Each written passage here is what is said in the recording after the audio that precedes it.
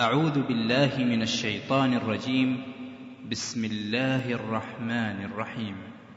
الحمد لله رب العالمين الرحمن الرحيم مالك يوم الدين إياك نعبد وإياك نستعين اهدنا الصراط المستقيم صراط الذين أنعمت عليهم غير المغضوب عليهم ولا الضالين.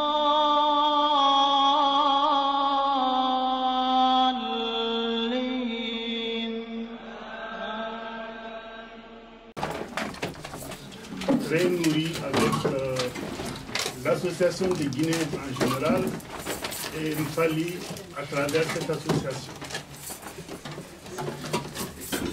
Alors vous me permettrez, au nom de la mission permanente de Guinée à Genève et au nom de son Excellence, Monsieur l'ambassadeur, aujourd'hui empêché, qui n'a pas pu être présent, de transmettre nos condoléances les plus émues.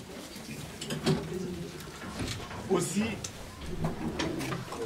vous voyez combien de fois nous sommes nombreux dans cette salle. Ceci doit interpeller chacun d'entre nous.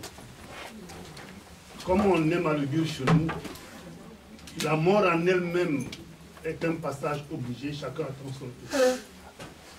Mais le message de cette présence massive ici, c'est quoi? C'est juste montrer que l'homme ne vaut que par ce que lui-même il donne comme contenu à sa vie. Ce n'est pas Mfali en tant que Fali.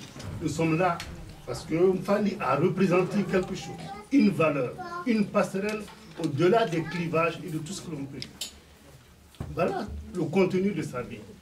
Ceci doit nous inspirer. Ça doit inspirer et interpeller chacun d'entre nous. À savoir que nous nous vivons, notre valeur dépend de notre degré d'utilité sociale. Ça, ce n'est pas le diplôme, ce n'est pas l'argent, ce n'est pas XY. C'est la façon, le prisme sous lequel nous sommes perçus par la société dans laquelle nous vivons, c'est ce qui détermine tout le reste. Si nous donnons beaucoup plus de poids à l'argent ou au matu vu, en laissant ce qui nous lie de plus profond d'entre nous, nous passons à côté du sujet. On n'aura jamais autant de monde comme ça. Mais si nous nous investissons dans le social, dans l'humain, en montrant autant que possible ce degré d'humilité qui caractérise toujours les hommes qui sont faits pour marquer leur temps, inéluctablement, nous laissons des traces comme ce qu'on Fali vient de faire. Alors, je ne voudrais pas abuser de votre temps.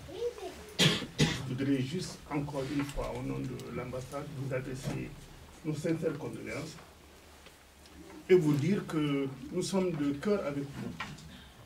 Moi qui vous parle, j'ai eu la chance d'être consulté par Mfali avant son départ. Je peux dire que je l'ai beaucoup poussé à partir en Guinée. Ce qui fait qu'il venait régulièrement à la maison. On discutait et au bureau, on discutait sur ses aspirations, ce qu'il veut réaliser en Guinée. Nous avons travaillé ensemble. Et quand les choses ont commencé à prendre forme, il m'a téléphoné pour remercier, pour dire, bon, ça commence à prendre forme. Il allait pour s'investir beaucoup dans les associations.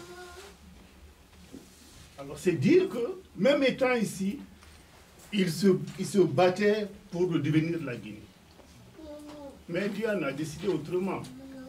Il a été fauché, c'est-à-dire un taxi le rate, une moto le renverse et le tue.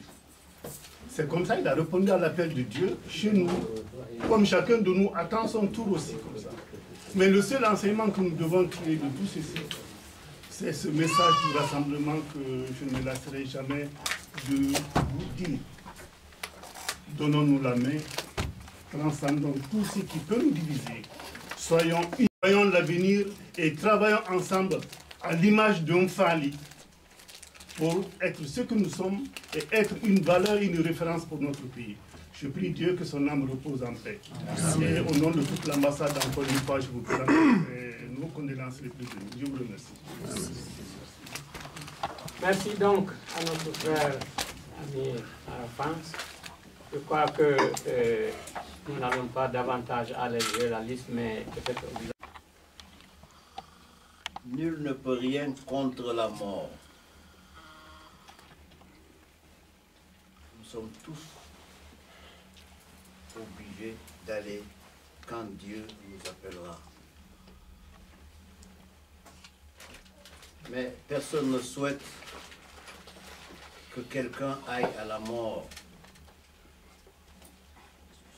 C'est ainsi que nous n'aurions pas souhaité que notre compatriote ait ce triste sort maintenant, compte tenu de tout l'investissement qu'il avait commencé à opérer au sein de la communauté guinéenne. Mais on n'y peut rien, Dieu en a décidé autrement. Au nom de tous mes collègues syndicalistes en Guinée, Dieu a fait que nous sommes tombés sur ce décès. Et nous avons tenu à assister à cela.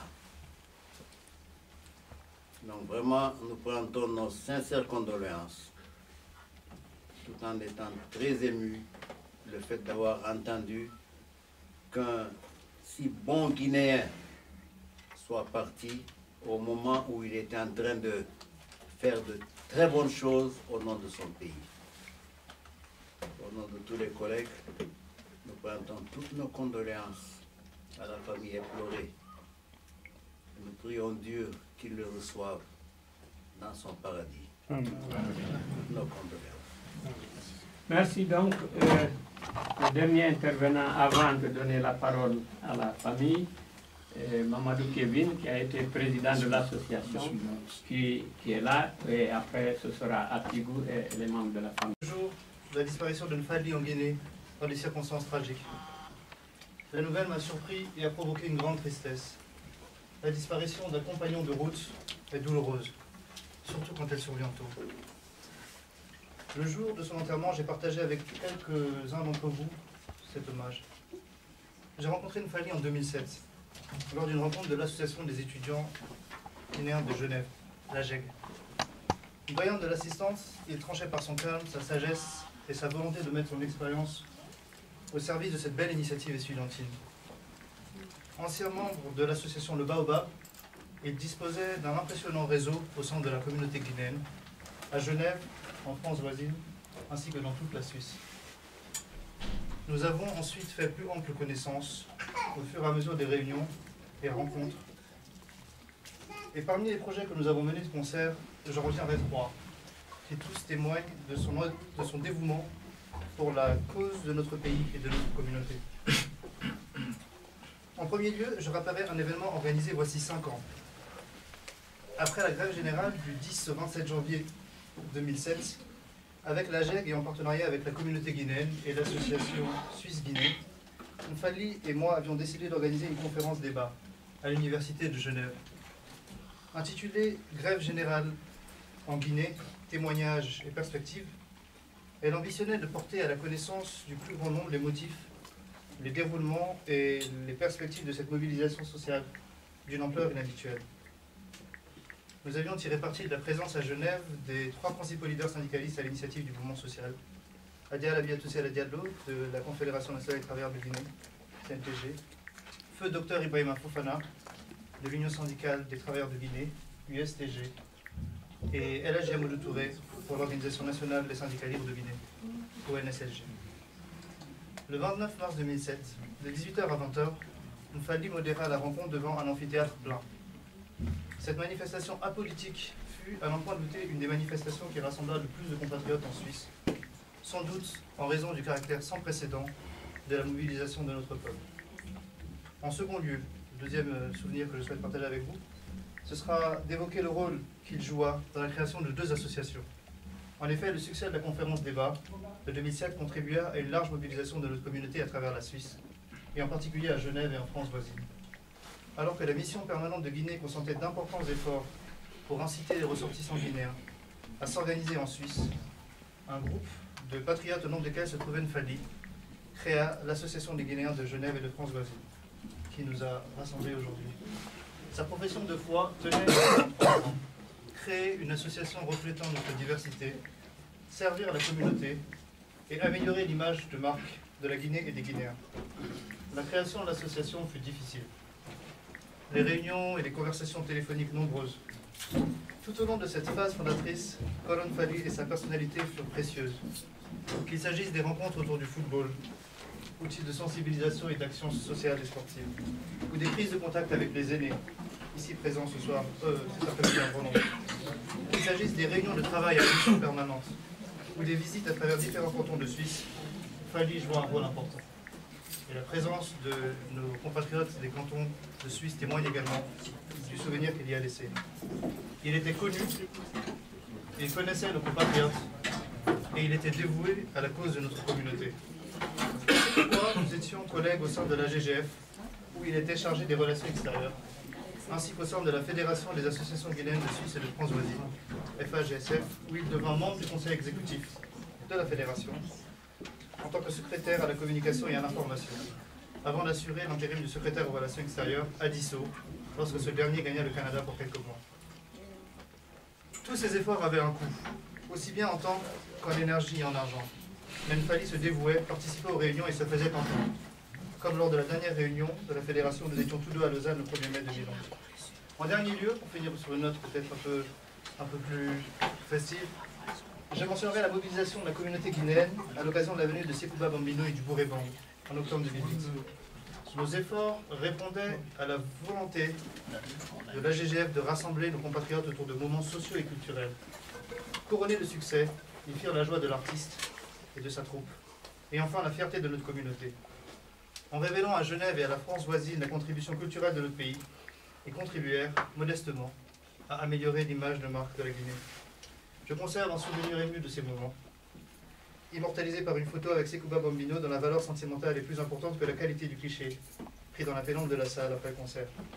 Fally et moi avons travaillé ensemble, pour nos compatriotes, dans les bons comme les mauvais moments, et nous avons partagé des moments inoubliables. Fally était issu de Dabola, cette ville de contact où Peul et Malinké vivent ensemble, s'épousent et parlent souvent les mêmes langues. Il était le fils d'un de ces lieux de Guinée, où il n'est pas rare qu'après quelques générations, l'aspect ne soit d'aucun secours pour distinguer le Peul du Malinké, et où on se réfère au Diamou ou au Yatore pour tenter de se retrouver, avant que la Sanakouya n'associe le Fofana au Diallo.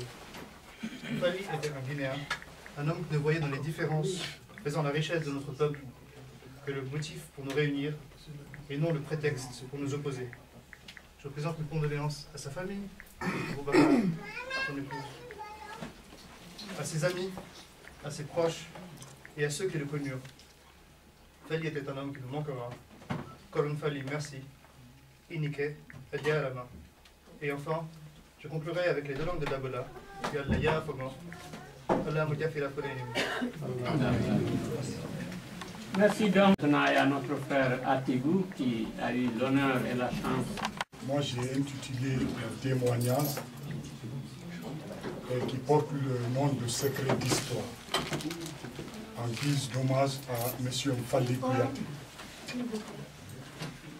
C'est dans les années 1986-1987, si ma mémoire est bonne, que j'ai eu l'honneur de rencontrer M. Fally Kouyaté dans le campus de l'université Gamal Abdel Nasser de Conakry. J'étais inscrit à la faculté de droit et Fally Kouyaté avait opté pour la chimie industrielle, mais au-delà de ce choix académique, nous partagions les mêmes visions politiques. Celle-ci était relative à la naissance et le développement d'un État démocratique et libéral en Guinée. Il est difficile de comprendre et expliquer le contraste guinéen, disait Fally. La Guinée est un pays riche qui est habité par un peuple digne mais très pauvre. À cette époque, les sujets d'actualité ne manquaient pas et des débats passionnés occupaient la totalité de nos soirées devant le bâtiment Gomba, c'est-à-dire un des 5 immeubles destinés au logement des étudiants. Les sujets de discussion étaient entre autres l'Afrique du Sud et la libération de Nelson Mandela, la mort de Thomas Sankara et la renaissance africaine, la mise en œuvre de meilleures conditions de vie et d'études des élèves et étudiants pour valoriser l'enseignement dans notre pays, l'ouverture de notre pays au multipartisme et son enracinement dans une culture démocratique, la contribution de la diaspora à la réalisation de ces objectifs, ainsi que la mise en place d'infrastructures efficientes et d'entreprises permanentes dans tous les domaines en Guinée. La nécessité de constituer progressivement un mouvement de jeunes et une société civile pour la promotion et la défense des droits de l'homme et les libertés fondamentales. Mfali Kouyaté fit tout de suite un homme remarquable que l'on pouvait identifier parmi les 15 000 étudiants qui composaient les différentes options offertes par les nombreuses facultés de l'université. Ces années coïncident avec la première expérience dans la gestion politique de notre pays par l'armée guinéenne après la prise effective du pouvoir le 3 avril 1984 à la suite de la mort du président Sékou Touré au mois de mars de cette même année. À cette époque, notre constitution ainsi que nos institutions étaient suspendues. Le peuple de Guinée se cherchait de nouvelles références dans cette deuxième république. Les jeunes de Guinée ne s'identifiaient pas avec les autorités militaires d'alors, glorifiaient les personnalités africaines telles Thomas Sankara, Nelson Mandela, Patrice Lumumba, entre autres, qu'ils considéraient comme des héros qui ont su faire don de leur vie pour les causes de la dignité africaine. C'est ainsi que les étudiants initièrent la création d'associations officielles à but culturel et clandestines à but politique. Sur le plan culturel, Mfali Kouyaté fut membre fondateur et animateur de l'association Camara Lai, qui eut un grand succès dans la promotion de la culture guinéenne et africaine. Sur le plan politique, Mfali accepte ma proposition de créer un mouvement clandestin dénommé les sénateurs de l'université guinéenne. Le mouvement avait pour but d'identifier et d'élaborer des plateformes revendicatives pour dénoncer les différents problèmes posés aux conditions de vie et d'études des étudiants. Ce groupement politique fut composé de 5 éléments. Excusez-moi, la vue elle est un peu petite, hein? Excusez-moi. Ce groupe politique qui fut composé de 5 éléments s'est retrouvé la nuit pour ses réunions. Le comité des sénateurs siégeait au bord de la mer pour éviter d'être identifié et emprisonné. Cette organisation avait permis de susciter des mouvements de révolte et de grève sporadiques pour attirer l'attention des autorités sur les conditions précaires des étudiants. C'est ainsi que M. Alseni Bouarou, premier recteur de la Deuxième République, promis à un poste dans un institut africain à Dakar, fut remplacé par le professeur Aboubakar Somparé. C'est auprès de ce dernier que notre mouvement sollicite une entrevue afin d'examiner les possibilités d'une gestion participative qui inclurait les étudiants à travers une structure officielle. Cette rencontre aboutit à la création d'un comité de coordination des étudiants dans toutes les universités. J'ai appartenu au 3e comité de coordination avec Mfali Kouyaté. Issu d'un même mouvement politique clandestin, nous avions décidé de faire de ce comité des étudiants un instrument de notre lutte politique. C'est ainsi qu'au-delà de la revendication des conditions de vie et d'études concernant spécifiquement les étudiants, nous avions également profité de l'occasion pour exiger et obtenir du général Lansana Conté l'ouverture de la Guinée à la démocratie et au multipartisme intégral. Mfali Kouyaté ainsi que d'autres membres du comité de coordination et moi-même avions été arrêtés dans le campus universitaire par un groupe de militaires commandé par le colonel Kissing Kamara le jeudi 29 novembre 1990 et emprisonnés à la sûreté. Nous devenions ainsi les premiers prisonniers officiels de la Deuxième République accusés de tentatives de déstabilisation du régime militaire avec la complicité d'éléments extérieurs, comme c'est souvent le cas dans les régimes politiques successifs en Guinée. Nous sommes sortis de prison grâce à la mobilisation massive des étudiants et des élèves des différents lycées qui menaçaient de brûler Conakry à travers toutes les stations d'essence et empêchèrent le président et les diplomates d'accomplir leurs obligations religieuses en se rendant à la mosquée Faisal pour la prière du Saint-Vendredi. Libérés, nous avons continué le combat jusqu'au mois d'octobre 1993, année à laquelle une équipe efficace et dynamique a pris les commandes du comité de coordination des étudiants. Cette lutte politique s'est soldée par l'élaboration d'une loi fondamentale accordant les droits et libertés, notamment la constitution des partis politiques, les formations syndicales et la société civile, la liberté de la presse, entre autres. Ces droits et libertés, considérés comme éléments constitutifs de notre actuelle démocratie, étaient inaccessibles au commun des Guinéens depuis l'indépendance. Durant cette longue lutte qui a consacré la naissance de la démocratie en Guinée, nous avons été victimes de la brutalité répétée du système politico-militaire. Ceci nous obligea à être parmi les nombreuses victimes du système, à s'exiler pour continuer nos études à l'étranger. Ayant quitté la Guinée pour la Suisse, Mfali, moi et d'autres étudiants étions concertés dans le but d'organiser l'inscription dans les universités occidentales, les étudiants guinéens désiraient d'y poursuivre leurs études. Nous avions aussi l'ambition de créer en Occident des mouvements de revendication pour dénoncer auprès de la communauté internationale les violations des droits de l'homme et les libertés fondamentales en Guinée. Mfali Kouyaté décida alors de me rejoindre en Suisse après un bref séjour en Allemagne. Sa venue permit de concrétiser la création du mouvement et son importation au sein des différents groupes de nos collègues installés dans les 5 continents.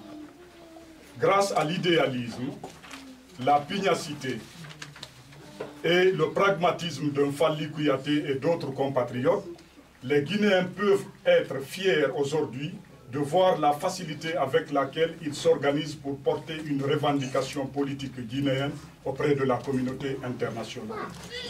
Aussi, depuis son arrivée en Suisse, Mfali n'a cessé de participer et de contribuer à faciliter la vie de ses compatriotes à travers l'organisation et la promotion de la culture guinéenne, mais aussi en tant que responsable du bureau exécutif de l'association de notre communauté vivant en Suisse et en France voisine. Il était également membre du Forum des forces vives de Guinée, section suisse. Il est membre fondateur du parti de l'Union pour la démocratie et le progrès de la Guinée, dont j'ai l'honneur d'être le président. Il est membre fondateur et président de l'ONG. Notre diplomate vient de vous faire part tout à l'heure à M. Kaba, qui fut un grand conseiller à Mfali et à moi-même. Mfali avait décidé de rentrer en Guinée après l'aboutissement de toutes ces années de lutte et l'obtention d'un diplôme supplémentaire auprès de l'Université de Genève pour se mettre désormais au service de notre pays. Malgré les tensions y régnant et ses possibilités de jouissance en Suisse. Mfali Kouyaté restera à nos yeux l'un des compatriotes de la nouvelle génération ayant mené un noble combat pour la liberté et la dignité de notre pays. Nous étions tous marqués par les idéaux d'une Guinée libre, démocratique, unie dans la paix, forte et convenablement développée. Comme vous tous, j'ai perdu un frère et un ami. Mfali Kouyaté fut un compagnon de lutte permanente avec lequel j'ai partagé l'école, la prison, l'aventure et les idéaux de liberté et de démocratie pour notre peuple. En ce moment de tristesse pour nous tous, je tiens à adresser mes sincères condoléances à toute la famille de Mfali en Suisse, en Guinée et ailleurs, à la communauté guinéenne en Suisse et en France voisine, ainsi qu'au peuple de Guinée qui viennent de perdre un des fils sur lesquels nous pouvions vraiment compter. Au Dabolaka, je tiens à vous adresser mes condoléances et rappeler que votre préfecture a produit et présenté d'illustres fils qui ont défendu et honoré la Guinée avant, pendant et après l'indépendance. Qu'il me soit permis ici de citer quelques noms de disparus, notamment Djawadou Bari du Bloc africain de Guinée, Dr Boyi Bari, ancien ministre, Dr Ibrahima Fofana, ex-secrétaire général de l'Union syndicale des travailleurs de Guinée, de M. Bensé Koussila, ex-président de la Commission électorale nationale indépendante, et aujourd'hui, M. Mfali Kouyaté, grand combattant pour la liberté et ex-président de l'ONG Droits et Devoirs des Guinéens. Que la terre leur soit légère. Amen. Parmi les vivants, j'ai eu l'honneur de connaître et de côtoyer les professeurs Madiba Fofana, ancien ministre pour l'un et proviseur du grand lycée Donka pour l'autre, le professeur Djoué Fofana, M. Bassirou Bari, ancien ministre, le doyen Djelika Fassamora du CNT, Madame Aminata Bari, notaire et fille de M. Djawadou Bari, Almami Bokar Biro Diawara de Rado, ONU Genève, ici présent, M. Laï Doumbouya, OMS Genève, M. Mamadi Kondé, opérateur économique guinéen résident à Genève, Dr Mariama Diallo Bari, ancien ministre, Dr Oussou Fofana, vice-président de l'IFDG, M. Alpha Kourouma, membre de l'IFDG, section Conakry 1, M. Sekou Ahmed Diallo, NGR, États-Unis, M. Magariou Diallo, IDPG, États-Unis, et M. Ahmed Afidjiou Keita, vice-président chargé des relations extérieures du Parti de l'Union pour la démocratie et le progrès de la Guinée. Ces personnalités contribuent fondamentalement pour le rayonnement de notre pays. À noter également que les Dabolaka n'ont jamais été impliqués dans un scandale politique ou économique dans notre République des privilèges. Les occasions de s'illustrer délinquants politiques ou économiques, voire les deux à la fois, n'ont pourtant jamais manqué aux ressortissants de Dabola. Mfali Kouyaté fut un grand patriote et un homme d'honneur. Il se battait pour ses convictions. Est-il besoin de rappeler qu'un patriote est un homme de conviction, guidé par le sursaut, la décision, le risque, le travail, la prise de conscience, l'ambition pour un meilleur avenir et la lutte persévérante au nom de la patrie.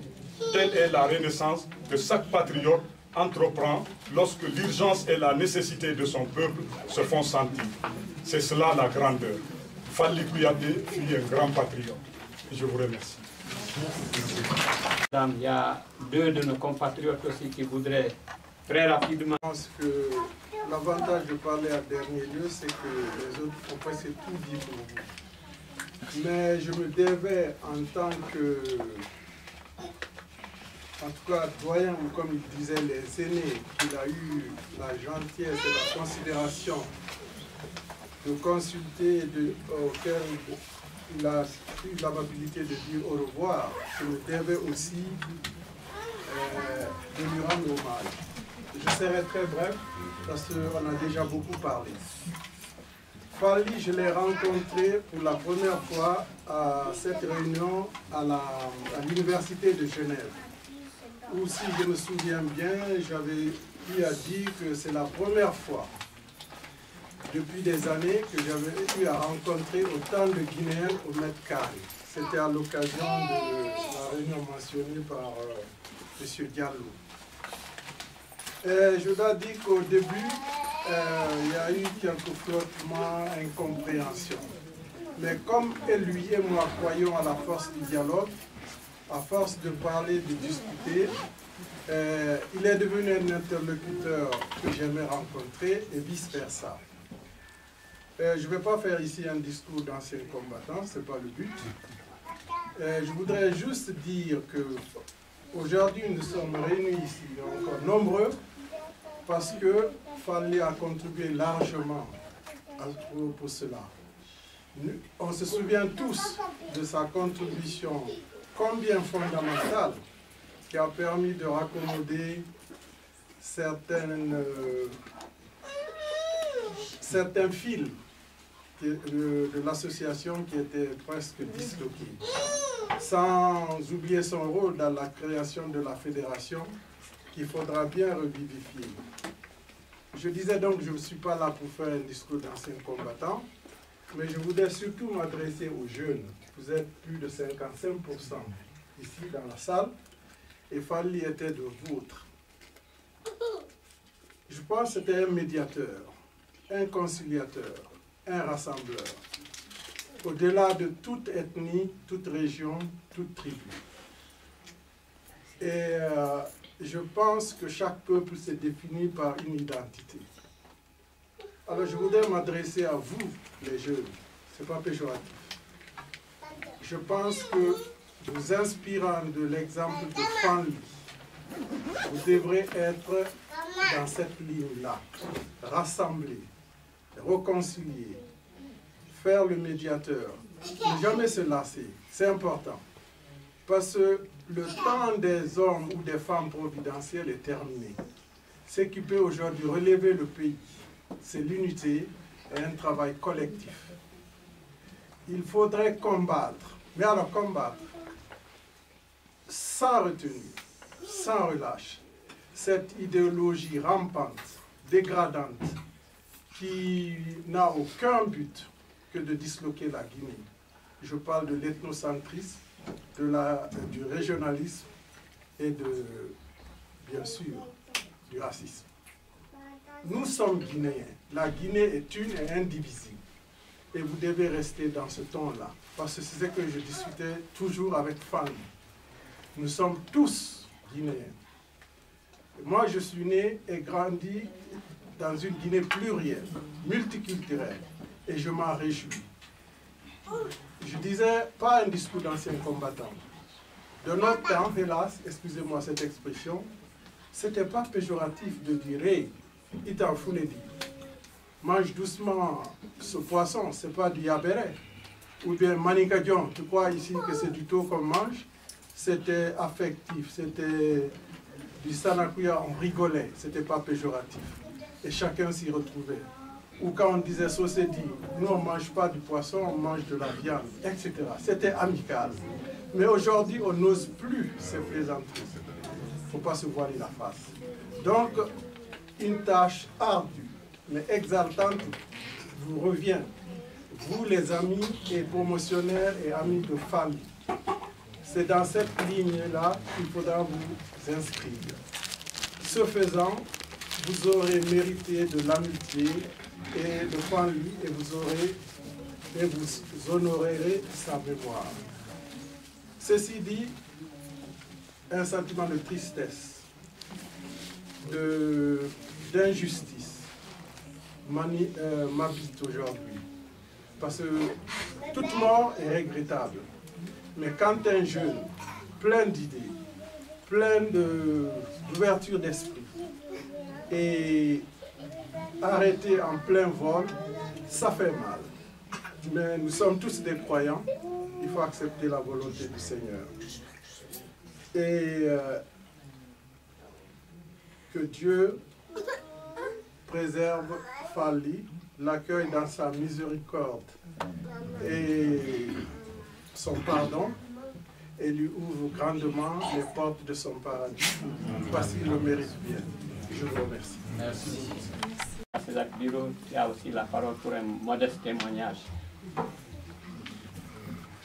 Pour cette solidarité, pour cette sympathie qui témoigne votre amour, votre affection pour les défunts Mfali Kouyaté.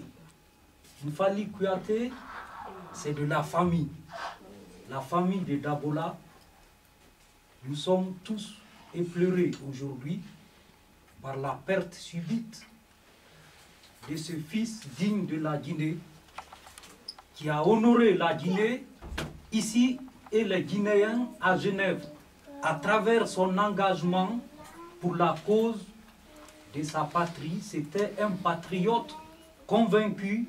Moufali représente aujourd'hui les Guinéens unificateurs, les Guinéens qui s'est battu pour le bien-être de ses compatriotes. Et nous avons fait chemin ensemble dans des mauvaises et bonnes conditions, parfois difficiles, mais il est resté toujours lui-même un homme qui aimait son pays, humble, courtois, ouvert, un homme de dialogue, sympathique. Et souvent, il me disait, dis donc, j'en ai marre de vivre dans ce pays. Moufali était le Guinéen qui aimait l'Afrique, qui aimait ses compatriotes et qui refusait l'exil. L'exil, c'est la perdition. C'était un homme qui était attaché à ses valeurs et à sa culture. C'était un homme de culture. On l'appelait souvent à Dabola l'enfant noir. Pourquoi l'enfant noir? Parce qu'à l'école, au collège, il a incarné dans le théâtre, représenté quand nous étions jeunes, Kamara Lai. Et tout le monde l'admirait, tous les anciens à l'époque, les professeurs, les cadres de Dabola l'aimaient parce qu'il était brillant, intelligent, et il a pleinement incarné l'enfant noir dans le théâtre à l'école. Et sa dernière visite pour nous dire au revoir à Genève, j'ai eu à échanger longuement avec lui. Il m'a rendu visite. Nous avons passé toute une soirée, une nuit ensemble presque. Avant ça, j'étais avec un de nos amis qui est parmi nous, M. Zankourman. Il m'a demandé gentiment, viens m'accompagner au magasin. J'ai envie d'acheter quelques chemises et des costumes. Aide-moi à faire le choix. Il est venu me chercher au bureau. Et notre camarade Jean Kourman est venu. J'ai préparé, nous avons dîné ensemble. On parlait que de la Guinée. Il dit, bon, dis donc, je rentre. Mais c'est la dernière fois. Je vais aller voir ce qui se passe sur le terrain. Si ça ne va pas, je reviendrai à Genève pour de bon. Et je l'ai accompagné jusqu'au parc des Prophètes, où on m'a annoncé, Samoura Djeli m'a téléphoné la nuit de samedi, j'étais dans le même parc, pour me dire qu'il fallait dans le coma. J'ai dit, c'est grave. On doit tout faire pour sauver la vie d'un Fali et l'évacuer. Il dit, j'ai déjà appelé son ex-femme, Sylvia, et on a pris contact avec ses assurances. Après, je l'ai rappelé, il m'a communiqué les références de son passeport parce que Mfali est devenu citoyen de ce pays suisse. J'ai dit, bon, tout est fermé, que faut-il faire?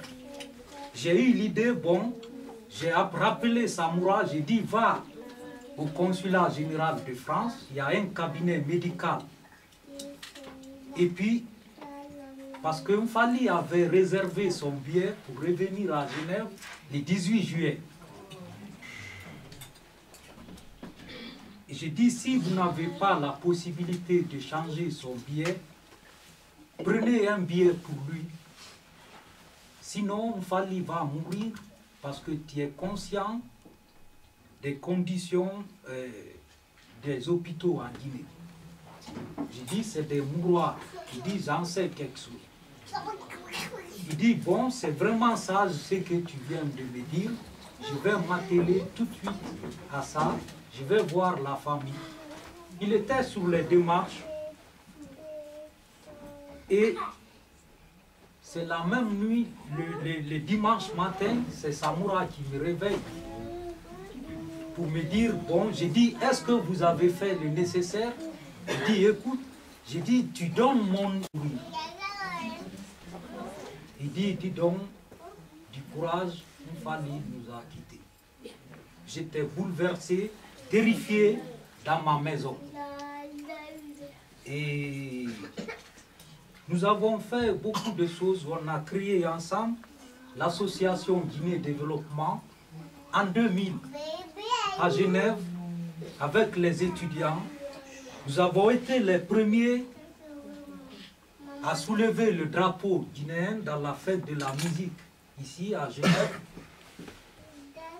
pour montrer la spécificité de la culture guinéenne, l'art culinaire, la diversité de la Guinée dans cette ville à Genève. En me disant au revoir l'année dernière, à pareil moment, la nuit, Mfali me disait, dis donc, je sens des sensations bizarres au parc. Je dis, mais qu'est-ce qui se passe? Tu es fou ou quoi? Il dit, je crois que je n'aurai pas longue vie, moi. Pour vous dire combien de fois j'étais proche. Il dit, je n'aurai pas... J'ai dit, mais tu es fou, tu prends soin de toi, tu vas au pays, tu fais attention à toi. J'ai dit, la maman est là-bas, elle va bien, je suis très content. Il m'a dit, bon, je vais avec le fiston, le petit qui est né dans les bras, ici à Genève, il y a 13 ans. J'ai dit, est-ce que tu as consulté sa mère? Il dit, oui, je suis d'accord, elle est d'accord. J'ai dit, c'est bien, ça sera l'occasion d'intégrer le petit dans la culture guinéenne, et puis il aura ses repères. Il dit, bon, j'ai dit, tu dois rester avec lui, c'est le moment où à jamais, il doit comprendre, connaître la souffrance des jeunes en Afrique. J'ai dit, parce que les enfants sont beaucoup gâtés ici, dans ce pays. Il dit, bon, je souhaiterais que tu m'accompagnes à Toul le week-end, parce que le grand-père et la grand-mère du petit doivent venir de l'Allemagne pour lui dire au revoir. J'ai dit, ok, il n'y a pas de souci. Et puis on se téléphone. J'ai eu un empêchement, malheureusement, je n'ai pas pu effectuer ce voyage avec lui. On s'est téléphoné et il m'a fait le compte rendu. Et je suis même allé à l'aéroport prendre son billet avec le petit à l'aéroport de Genève. Et c'était pour nous dire au revoir. Et donc, je ne peux que, au nom de la famille de Dabola, des frères et sœurs, remercier la communauté guinéenne pour ces témoignages d'affection, d'amour que vous avez nourri pour Mfali Kouyaté. Et André Malraux disait que rien ne vaut la vie et la vie ne vaut rien. Comment vivre si la mort terrifie et ne console pas, si elle n'est pas un portique ouvert sur les cieux? Inconnu, se posait la question Charles Baudelaire. Il y a Jean Gelevitch qui répond, on ne meurt qu'une fois et ça n'est fini pour toujours. Personne ne se résigne jamais à devoir mourir un jour. Ce jour fut-il aujourd'hui?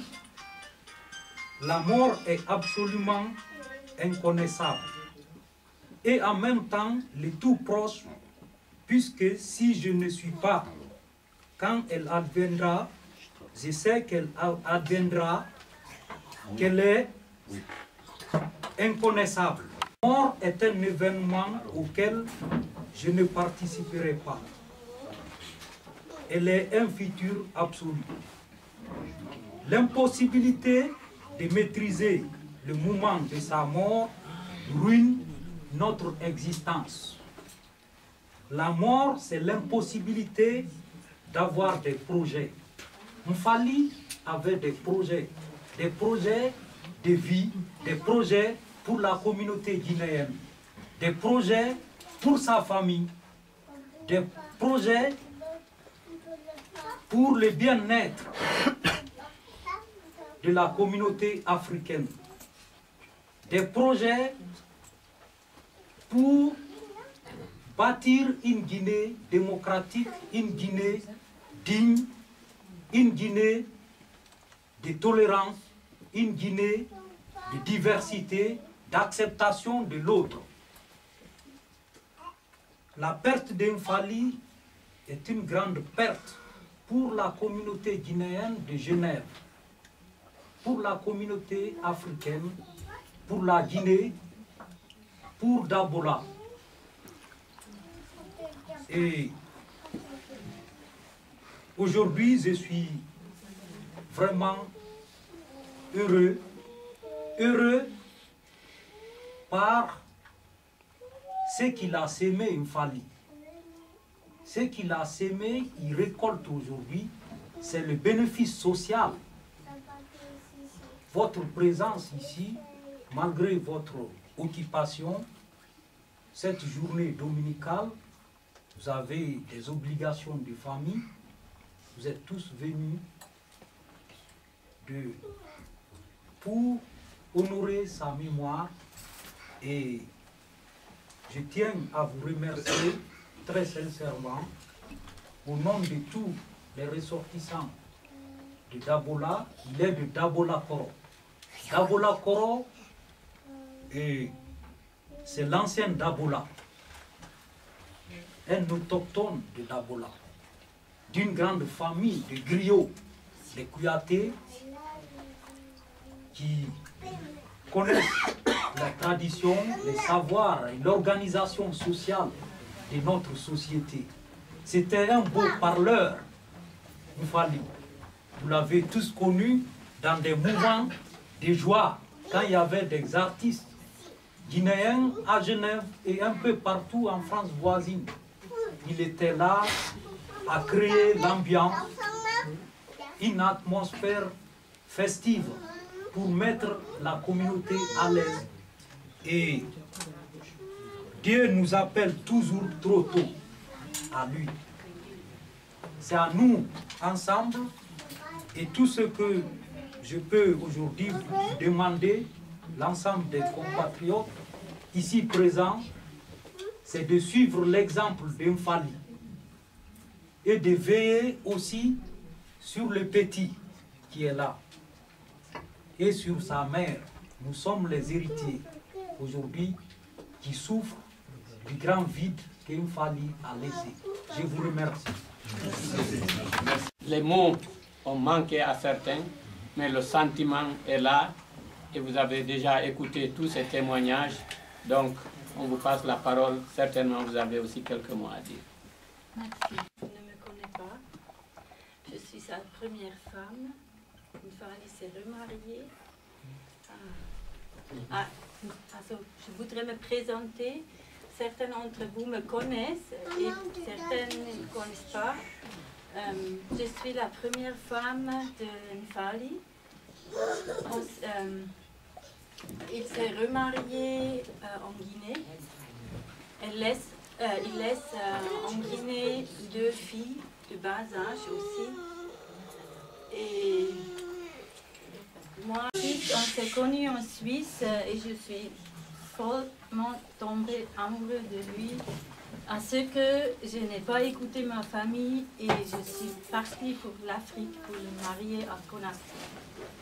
Donc, toutes ces années, je l'ai connu comme personne avec un cœur qui était le plus battant pour son pays, pour ses compatriotes et pour contre tout ce qui ne marche pas dans le sens de la démocratie. Donc, moi, je suis venue aujourd'hui parce qu'il n'a jamais cessé d'être aussi une partie de notre famille, de mes parents en Allemagne, de ma soeur et mon frère en Argovie, et il a toujours été un excellent père. Et moi, je suis venue avec Abou Bakar parce qu'il est de moitié africaine. Son fils est de moitié africaine. Et il avait déjà le billet pour revenir le 18 juillet en Suisse pour lui rendre visite. Donc, moi, je suis un peu émue pour parler, surtout que ce n'est pas ma langue maternelle, le français. Je m'excuse. Je vous confie, Bounfali, il est parti. Et il laisse un trou, c'est certain. Mais il laisse aussi ses traces. Et je suis certaine que son fils a aussi une partie de son caractère. Et je voudrais vous le confier. Il est à moitié africain, donc tout le monde qui nous connaît, qui voudrait lui téléphoner, lui parler, ou je voudrais que le lien africain ne cesse pas d'exister dans notre famille. Oui, merci beaucoup. Okay. Merci. Et je suis sûre qu'une fois ici, il sera là. J'ai aussi encore un message à vous donner. Ce n'est pas facile de vivre à l'Occident, étant africain. Mais il a toujours lutté à ce que tout le monde se donne la main. Donc, je peux seulement vous donner le message aussi que ne cessez pas de vous donner, de vous aider ici à l'Occident, à l'étranger, la main pour que vous restez unis et vous avez la force dans l'unité. C'est ce qui est votre seule et très grande richesse ici. Parce que c'est ce que les Européens n'ont pas. C'est la solidarité et c'est l'unité.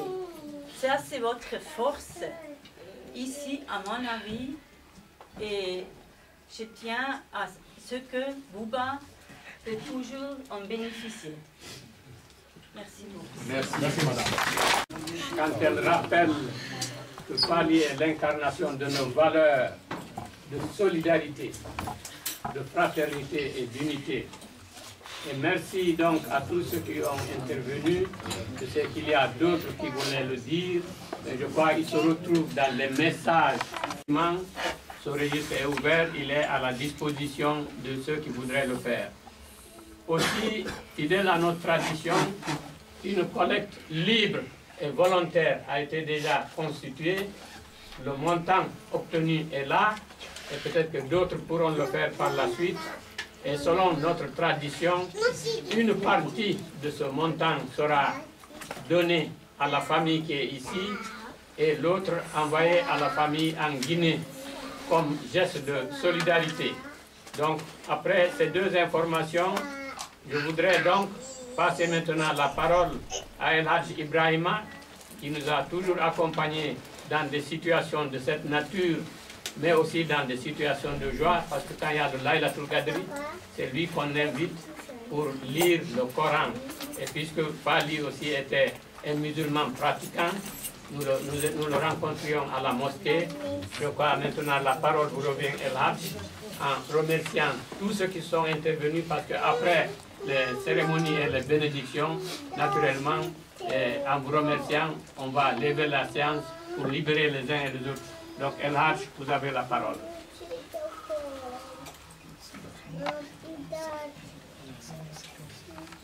presque on ne peut rien dire plus.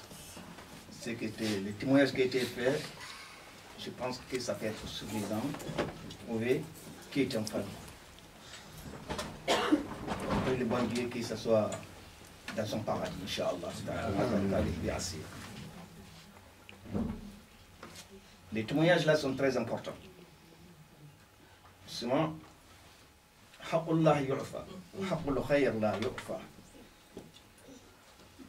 ce qu'un être humain a fait avec un bon Dieu, ça, le Dieu il est pardonnant, il est pardonneur, il peut les pardonner avec ses collaborateurs. Ça, il faut que la personne même prouve qu'il a pardonné. Là, on a vraiment senti que les collaborateurs d'un Fali, ils l'ont pardonné. Pardonnez-les. Il en a besoin de ça. La vie d'au-delà, c'est la vie qui est très importante. C'est la vie qui est très longue, c'est la vie qui est très mystérieuse. C'est pour cela qu'un être humain, à partir de sa mort, il a besoin de la prière. Il a besoin de la prière pour lui faciliter les tâches qui l'attendent. Il y a tellement de tâches qui nous attendent après la mort. Il y a parmi de cela, fil qabr, les jours d'enterrement. Les jours d'enterrement, on a besoin de prière. Puis souvent, il y aura des questionnaires qui ne sont pas faciles. Des questionnaires qui vont être posés sur toi depuis le jour que tu as eu ta majorité, 17 ans, jusqu'au jour de ta mort. Qu'est-ce que tu as fait? Qu'est-ce que tu as dit? Tout ce que tu as dit, tout ce que tu as fait, c'est mentionné, c'est écrit. Toi, tu as oublié, mais le bon Dieu n'a pas oublié.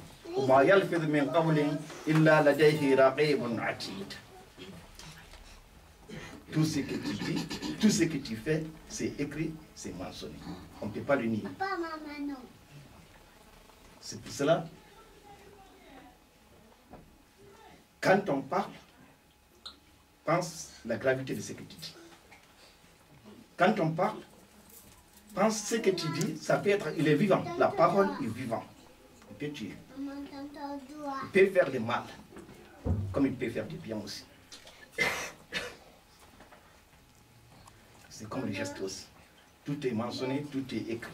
Toi, tu as oublié, mais le bon Dieu n'a pas oublié. Toi, tu as oublié, mais le arrestre, il est là.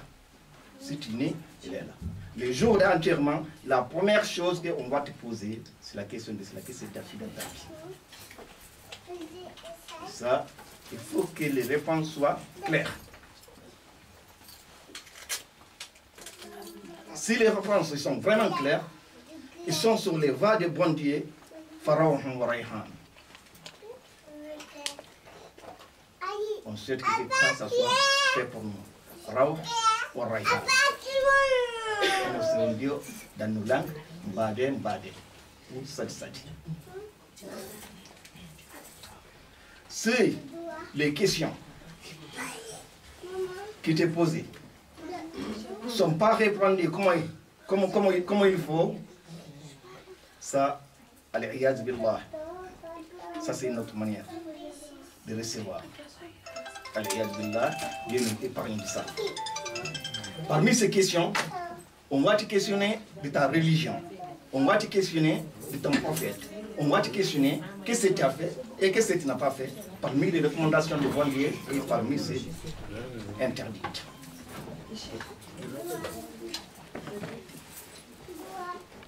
Si on est sauvé de ces questions-là, on va commencer, on dit Hayatul Barzakh.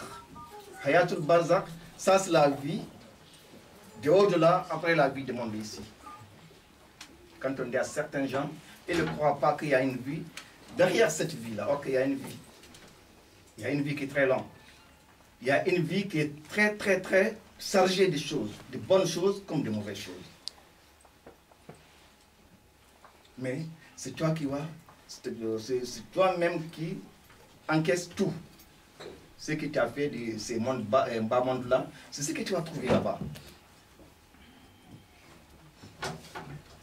Hayatul Barzakh, si quelqu'un il est parmi les gens du paradis, partir de ces temps-là, il va commencer à vivre avec une petite récompense du bon Dieu qui vient de côté paradis. Il ne souffre pas.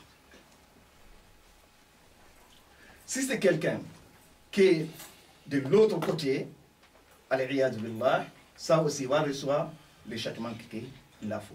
Dieu n'est pas de ça. C'est pour ça que la prière est très importante. Après cette étape-là, il y a une étape aussi qu'on appelle sirat. C'est sirat, c'est un passerelle sous Jahannam. On va le traverser selon nos travail, selon nos œuvres qu'on a vues dans ce monde-là. Il y en a qui peuvent traverser comme l'éclair de lune. Il y en a qui vont passer comme une journée. Il y en a qui vont passer comme une journée, comme une semaine. Il y en a qui tombent là-dedans. C'est là aussi, dans ce temps-là aussi, on a besoin de Christ. Après ça, on a Mizan. Le Mizan, pour peser le travail qu'on a fait, dire que c'est tout. Mais pour nous montrer, nous, qu'est-ce qu'on a fait dans nos vies. Pesons nos travail, les bons et les mauvais. Soit tirer sur le document avec ta main droite, soit tirer sur le dossier avec la main gauche. Celle qui reçoit avec les mains droites, c'est elle qui dit Ya ha'umuqra'u kitabiya ha'umuqra'u kitabiya inni dhanantu anni mulaqin hisabiya fahuwa fi 'ishatin radiya fi jannatin 'aliya qutufuha daniya. Celle qui reçoit son document avec la main droite, qu'est-ce qu'ils disent? Ils disent oh, mes collègues, ça j'ai pensé au moment que j'y viens. Pourquoi j'ai travaillé, j'ai dosé ce que j'ai dit, j'ai dosé ce que j'ai fait ce que le Dieu m'a demandé, j'ai arrêté ce que le Dieu m'a interdit. Donc aujourd'hui, j'étais sûr que mon livre là, je devais l'avoir avec la main droite. Les gens là, sont parmi les gens des paradis.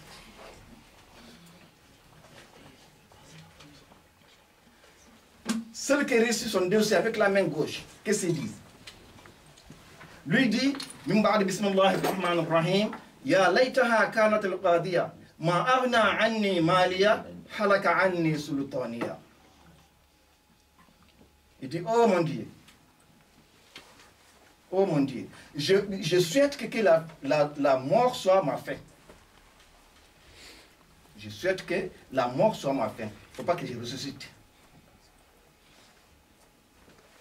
Tous les mal que j'ai fait au bas monde, à cause de quoi, ils m'ont rien servi. Tous les mal que j'ai fait aux gens, à cause de l'argent, à cause des pouvoirs, à cause de quoi, ils m'ont rien servi.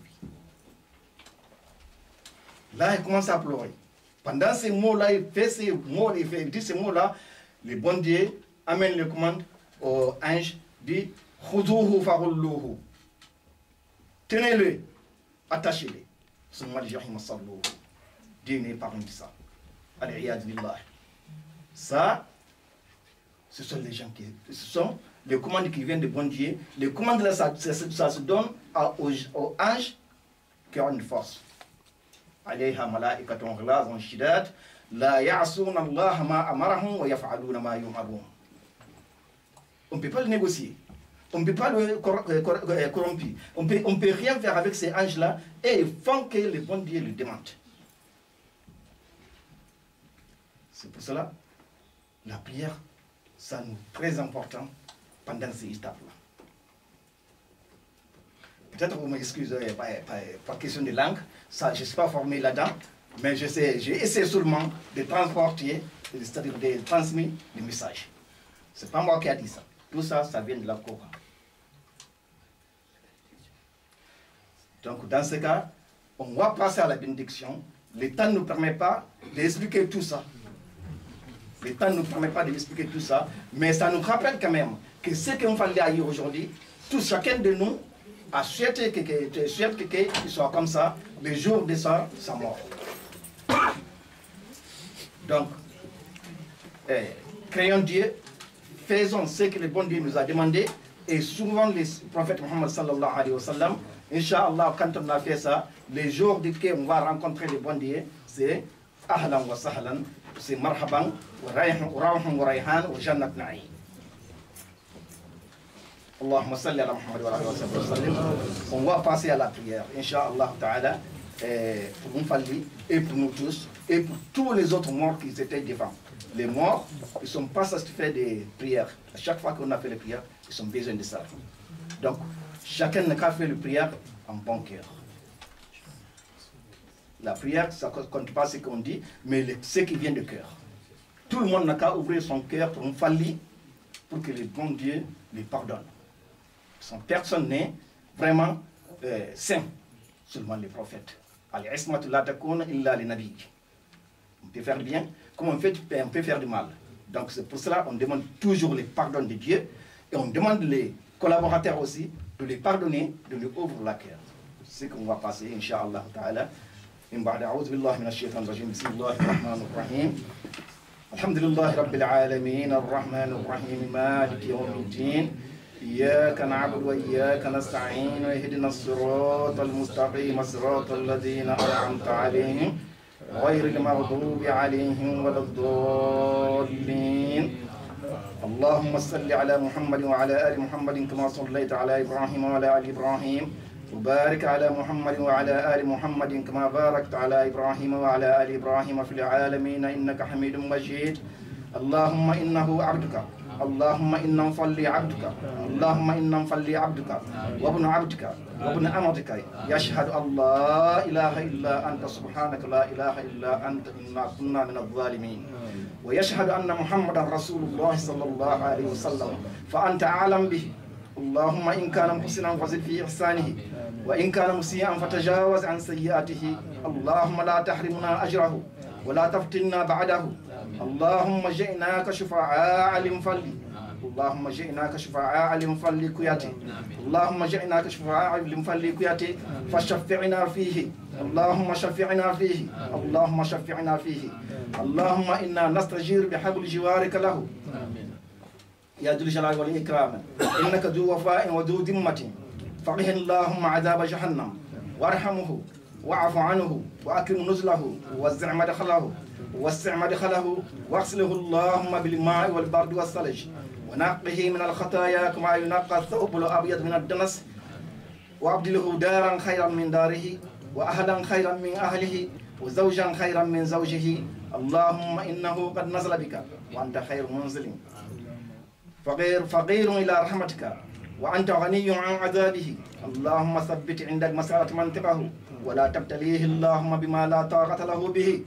اللهم لا تحرمنا أجره ولا تفتنا بعده اللهم أحيينا منا من أحييته منا فأحيه على الإسلام وعلى الإيمان ومن توفيته منا فتوفه على الإسلام اللهم اغفر لنا ولوالدينا ولمعلمينا ولمن علمنا ولمن له الحق علينا من المسلمين والمسلمات والمؤمنين والمؤمنات الأحياء منهم والأموات رب اغفر لهم وارحمهم واعف عنهم وعنا معهم بمنك وفضلك وكرمك وإحسانك يا رحمن يا رحيم يا أرحم الراحمين سبحان ربك رب العزة عما يصفون والسلام على المرسلين والحمد لله رب العالمين الفاتحة بسم الله الرحمن الرحيم الحمد لله رب العالمين الرحمن الرحيم مالك يوم الدين إياك نعبد وإياك نستعين اهدنا الصراط المستقيم صراط الذين أنعمت عليهم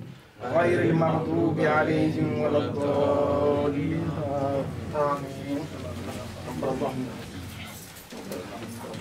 Donc, merci, chers compatriotes, avec ces bénédictions et la lecture de la Fatiha, nous clôturons cette rencontre. Nous remercions tous ceux qui se sont investis, venus des différents cantons, et ceux qui nous ont amenés à manger, nous ont amenés à boire, qui ont déjà appelé, qui ont envoyé des emails. On souhaite qu'une rencontre de solidarité de cette nature, que la prochaine fois qu'il y ait une rencontre beaucoup plus, mais pour encore des choses beaucoup plus positives. La mort ne sépare pas. Grâce à cela, nous avons pu aussi nous retrouver et les messages ont été entendus. Faisons tout pour que l'exemple de Fadi, que chacun de nous soit jaloux, pour qu'il puisse prendre cet exemple. Et encore une fois, merci aux uns et aux autres, à tous ceux qui sont venus. La séance est levée.